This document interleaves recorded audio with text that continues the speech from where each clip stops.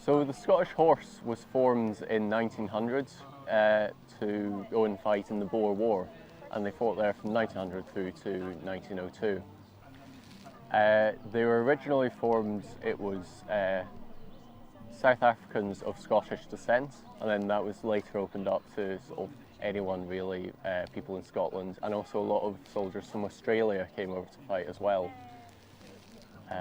So less of a Scottish regiment than perhaps its name suggests there.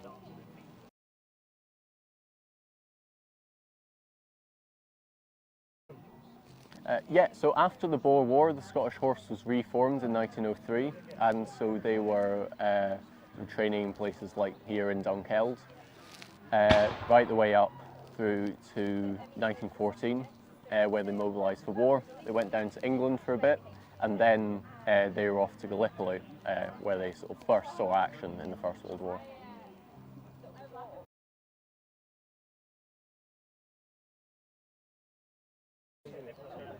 So yes, they started off in the Boer War. They're on horses all the way through that. They're not fighting with swords, as you might think of traditional cavalry, though. They're more sort of getting off their horses to fight, but being a mobile unit like the Boers who were fighting them.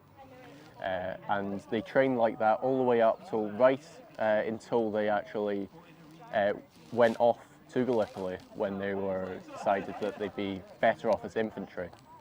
And so they were given sort of the more standard equipment and fought right through the war as infantry.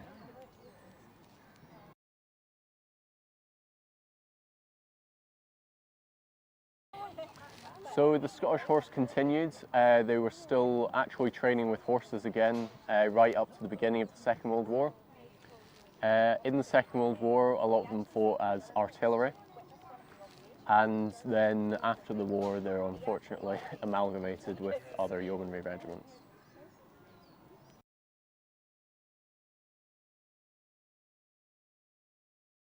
So yes, in some ways they still exist. They live on as the Scottish and Northern Irish yeomanry,